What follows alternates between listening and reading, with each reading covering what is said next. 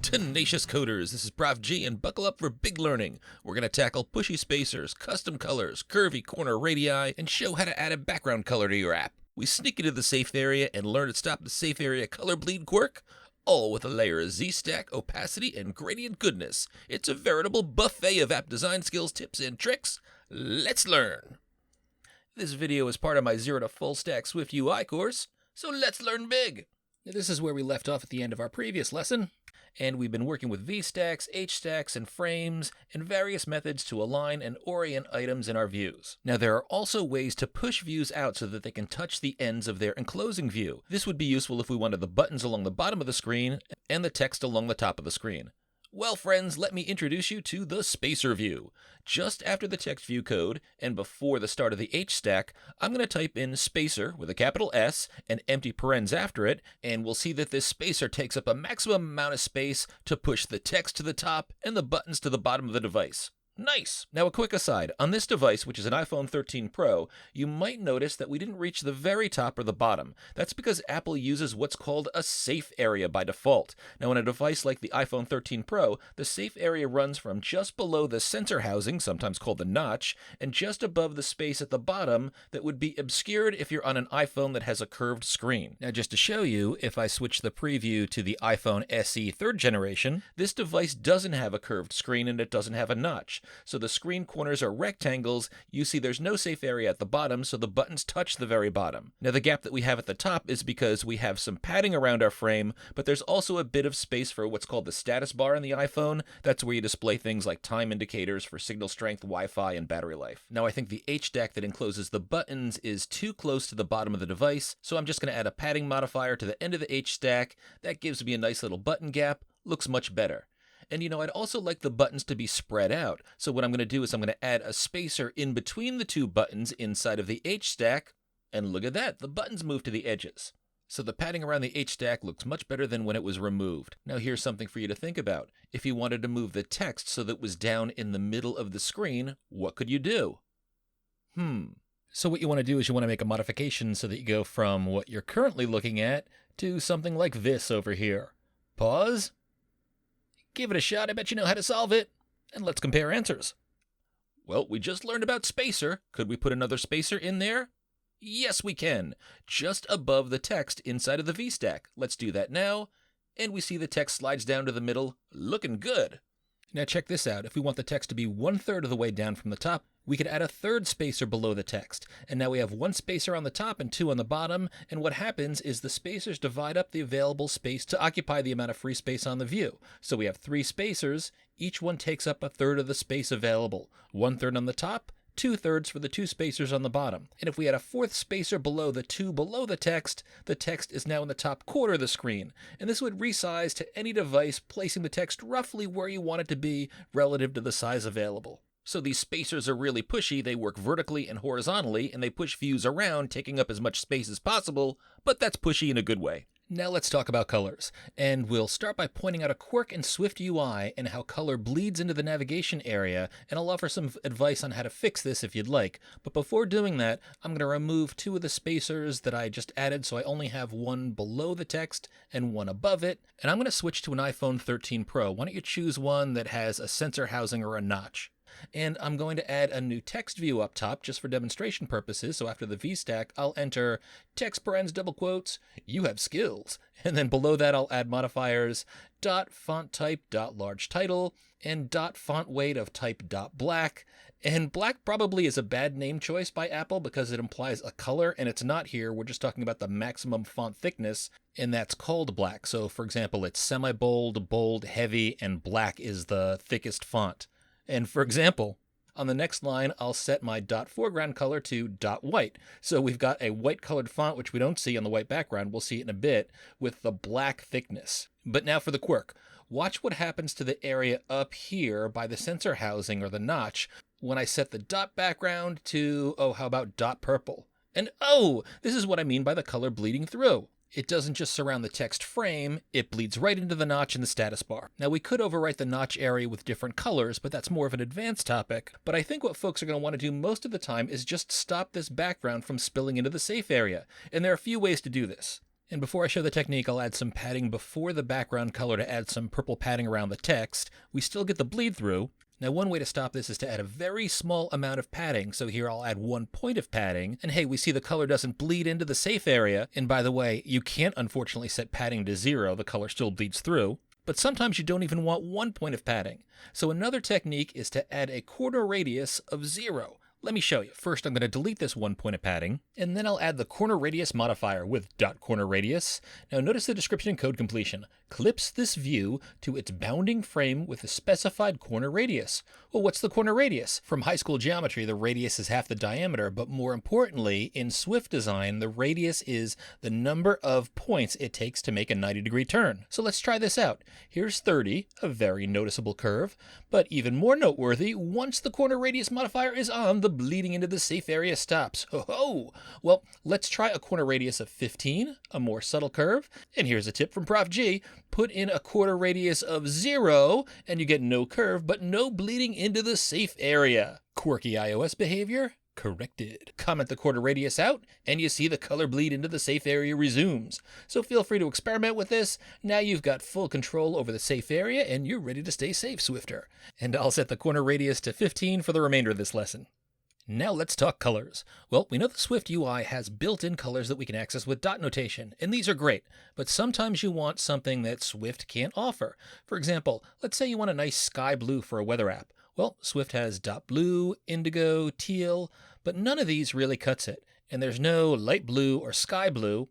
Well, there are a few ways we can create a custom color. First, let's open the Navigator pane and click on Assets Catalog. Now, the Asset Catalog is a place where we can store our app's icons, images, sounds, and also custom colors. So let's create a custom color. In the lower left of the Asset Catalog pane, right here, find and click this plus icon. Then select Color Set. Then open the Inspectors pane at the right and select the Attributes Inspector. And now by default, you see that there are 2 boxes in the center where you set up your color. And you can actually set a default color and colors to prioritize if the device is set to light mode or dark mode. We'll cover dark mode in a later session. For now, let's just create one color, a universal color. So under Appearances here, pull down this selection and select None. And we see now there's only one box that says Universal. And now let's create that color. So click the Universal box and notice the Attribute Inspector changes. Let's first use the color panel to select a color. So in the lower right, click the Show Color Panel button, and this brings up the standard Mac color picker. Now the icons across the top just offer different ways to select colors. Some of them show different color palettes. Now I like to choose colors using the colored pencils at the right of this toolbar. Some folks call this the crayon box, so click that. And then you can click any of these pencils in the box to see the color, and the name shows above the pencils. This one is turquoise, not quite what I want. Here's ice. Still not right, but it's a good start. So I can use this as a good start. I'll click the ice pencil and we see that the color shows up in the larger square in the lower left. And I'm going to go over here and I'm going to click the wheel on the left-hand side of the toolbar to refine my color. And I can click and drag this little circle to choose a color I want. And as I drag around, I see the square in the lower left contains the selected color that's underneath my cursor. And once you see a color that you like, release your mouse. I think this is good. And so that's our custom color selected from the color picker. And you'll want to name this color. So double click the generic color name and change it. I'm going to call this sky blue in upper camel case, capital S, capital B, no space in between. You want to remember how you spelled that. And next, let me show you how to create an asset catalog custom color using the RGB or red, green, blue values. Over 65,000 colors can be indicated by how much red, green, and blue you want in a color. The individual RGB values can be numbers from 0 to 1, or I think more commonly you'll see numbers from 0 to 255. So if you found a color online and wanted to use this, or if you were given the RGB values for a specific corporate color to use, here's how you'd set that color up. So let's click on the plus icon in the lower left-hand corner and once again select Color Set. And I'll once again go to the Appearances attribute and select None. Then I'll click on my single color square and look at the bottom of the Attributes Inspector. I can see red, green, blue values in there. Now again, by default, they're listed as something called floating point, which are, it says numbers from 0 to 1. But let's imagine that I got the numbers in 0 to 255 format. That's probably what you'll see most commonly when you look them up online. So I can select the input method pull down, select 8-bit, and we see that says 0 to 255. And we can enter the RGB numbers right here. So in our example, let's imagine that I wanted to use the color vermilion that I found online by doing a search for vermilion RGB. And I like this color, and I see its RGB values are 217, 56, and 30. So I'm going to return to Xcode, enter these values, and voila, I've got my vermilion. Comparison to what I found looks great, so I'm going to name this color as Vermilion with a capital V. Finally, there's a way to set up and name a custom color that's a perfect match for a color that you've got on your computer. Maybe it's part of a logo or an image or a page that you found online. So in this example, I'll create a custom maroon and gold color. Those are the official colors of my university where I teach. And what I've done is I've pulled up an official university page here. This is the page for the Schiller Institute of Integrated Sciences at Boston College. Phil Schiller, by the way, is a Boston College alumnus and one of Apple's most legendary executives. He'd often appear on stage with Steve Jobs and Tim Cook as the first person to introduce a new iPhone model. He'd very graciously invited my students out to watch the launch of the iPhone and a bunch of other Apple product launches. Bragging rights aside, well, if I want to use the maroon and gold from this page, here's what I do. I'm going to return to the asset catalog in Xcode. I'm going to click plus, create a new color set its appearance to none, and then with a blank square selected, I'm going to click show color panel, and I'm going to use this eyedropper tool that you see in the lower left of the color picker. Now before I click that, I'm first going to shrink the Xcode screen so that I can see the browser page in back that contains the colors I want. Then I'll click the eyedropper tool, I'll move it on top of the maroon color, see how it's magnified under my cursor? I'm going to click there, and then I can see the maroon color I just selected in the box in the lower left of the color picker. And I can drag this into the right for easy access in the color picker later on if I ever want to do that. And I can also see the RGB values are determined for me automatically if I ever need those. Nice! I'm going to name this maroon-BC, and I'm going to perform the exact same steps to select the gold color, and I'll name that gold-BC. And now that I've got all of these custom colors, let me return to the content view by selecting that file in the project navigator, and we'll see how we can use these colors in our code. So first I'll set the background color. In the parentheses in my code, in the background modifier, we can't say .sky blue, the name we gave that color, but we can say capital C for color, no dot in front, and parens, and the string in double quotes should be the name spelled exactly the same way as we spelled it when we named our color. So capital S sky, capital B blue, no space in between, and will you look at that? The You Have Skills background has changed. Nothing but blue skies for your Swift skill. And now here's another way that we can access our custom colors. Let's delete the things between the parens and the background modifier. And now let's open the library. Remember, that's the plus icon in the upper right of Xcode. And go to the color icon in the library toolbar. It looks like an artist's palette. And all of your custom colors are here. By the way, the default accent color is shown here. It's blue by default here, but it's also listed in the assets catalog, so you can change it there. And also, if you change a color in the assets catalog, that change will show up any place you refer to the same color name. So one of the advantages of using a custom color in the asset catalog is if you call your color something more generic, like primary color or color 1, and then you or your designers decide to change the color, you only need to change it once in the asset catalog, and the update is applied everywhere that color name shows up in your code. You can't change the name, so choose a good name right from the start, but any asset catalog changes that refer to that color name will happen when you make the change. So drag over one of your custom colors. I'm going to choose Maroon BC, drop it in between the parens of the background modifier, and blam! The color is inserted, and I see it in the preview. Tremendous! I'll do the same in foreground color, replacing the existing color with gold BC from the library, and look at that, maroon and gold. Nice!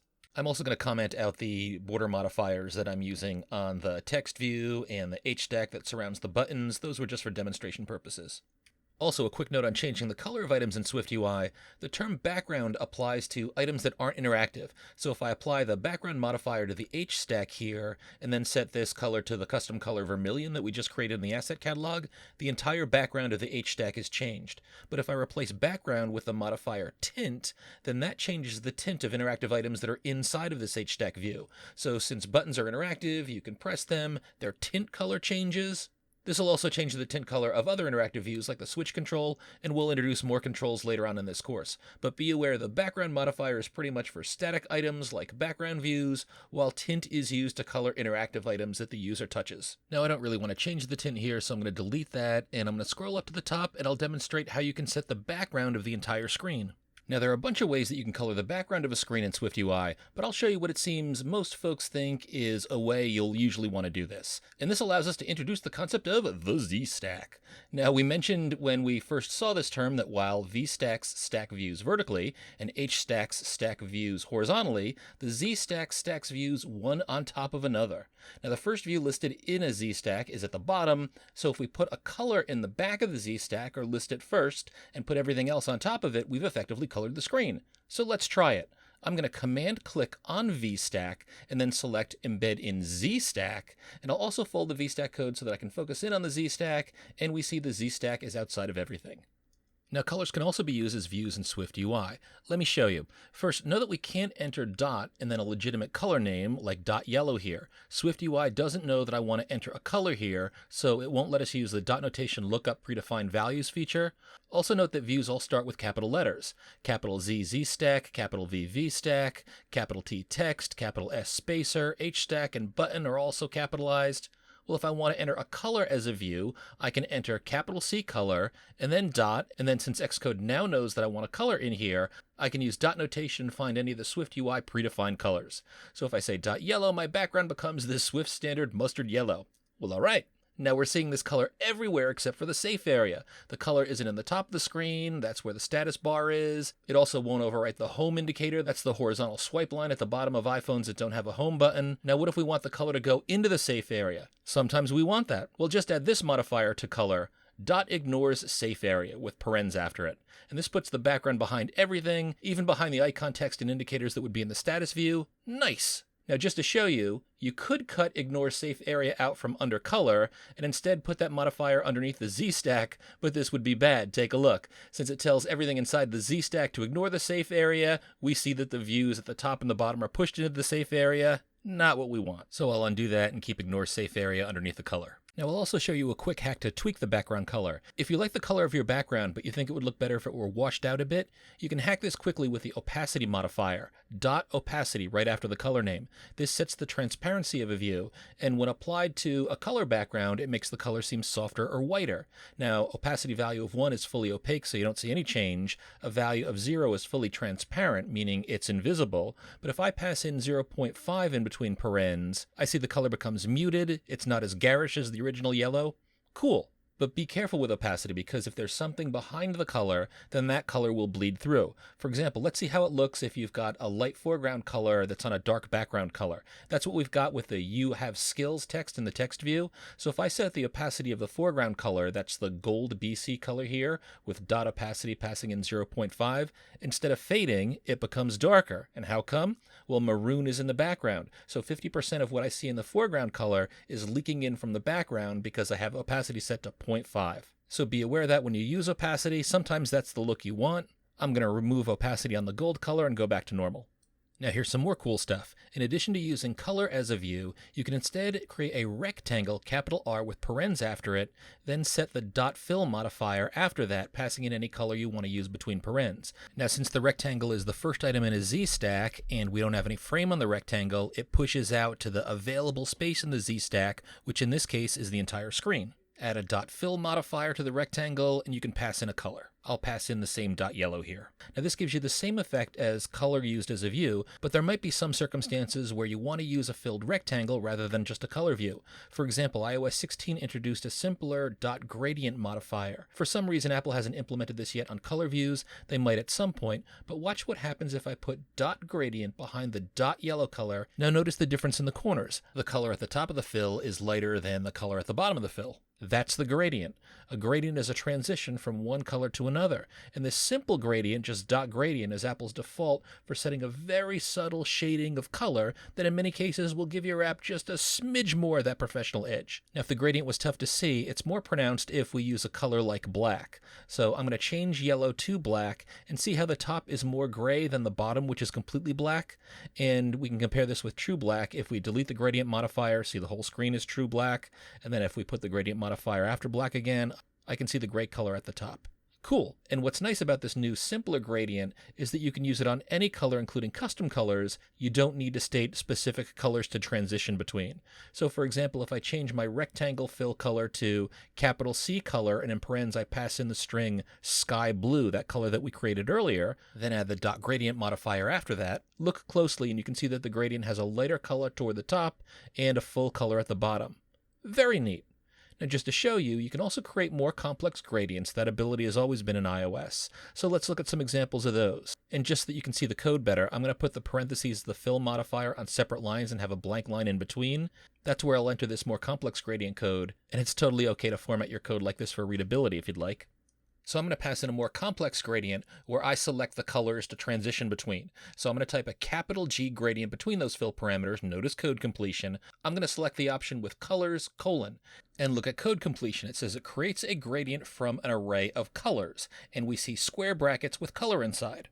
Now, we'll talk more about arrays in a future lesson, but essentially an array is a collection of values. So here we'll pass in a collection of colors. Now we write them between square brackets, and each element in an array is separated by commas. So I want to create a gradient that goes from orange to yellow. So with gradient colors highlighted, I'm going to press return. Code completion coaches me through the format. Notice it shows square brackets with color inside. I'll type the open square bracket. Xcode types the closing square bracket and positions my cursor between the two. Thank you, Xcode. And now I can enter my colors separated by commas like this, dot orange, comma, dot yellow. Cool, look at that transition. Looks like a flaming sunset. I can switch the order of the colors. Dot yellow, comma, dot orange starts with yellow at the top and orange at the bottom. Then I can add my own colors. So if I get rid of dot yellow and I type in instead capital C color, and then in parentheses pass in my, in double quotes, sky blue color that I created earlier, and change the second color to dot indigo, I see this transition from sky blue to indigo. Cool. And since arrays can be a collection of any number of colors, I can feel American patriotism and enter dot white, dot blue, dot red. Now make sure you keep the square bracket around the colors, and that's a 3-color gradient. Now, none of these gradients were as professionally subtle as the Apple no parameter gradient modifier that I started with, so that's likely the one that you'll use in most circumstances. But if your app ever calls for advanced gradients, here's a look at some different types that are available, and you can research these on your own if you ever need to use them. I'll just pull up some demo code that I wrote. Don't feel like you've got to enter this code yourself. The first gradient is a standard gradient that we just showed. There's also the linear gradient, where you can set a start and stop position for the colors. Radial gradients spread out from a point, and angular gradients are sometimes called conical gradients. They transition around a point with the colors in cones or pie shapes. And with that, I think that's enough for this lesson. To prepare for the next lesson, I'm going to get rid of the ZStack and the rectangle inside it, and I'm going to delete the You Have Skills text at the top of the view. But once again, Swifter, this lesson was filled with lots of big learning. In this video, we learned how to use vertical and horizontal spacers to push views around in our user interface. We learned how to use the safeArea and how the safeArea differs across devices that have curved screen edges and a sensor housing. We also learned how to override or ignore safeArea. We learned about the cornerRadius, and we used cornerRadius to stop the iOS quirk of safeArea color bleed. We learned about custom colors, and we created custom colors in the asset catalog using the color picker color wheel, the eyedropper, and RGB values. We learned about ZStacks, and we used a ZStack to set a background color for the screen using a color view and using a rectangle filled with a color. We learned the difference between the background modifier that's used on static views and tint, which is used on interactive views. We also learned about opacity, that's the characteristic that determines a view's transparency, the iOS 16 gradient modifier, and we learned about various types of advanced gradients. Well, Swifter, your Swifty skills are lining up with precision, and your knowledge is expanding toward dot infinity. I hope you feel good about the time we spend together. I'm grateful for your interest in this course, and there's lots more goodness to come, so keep hacking.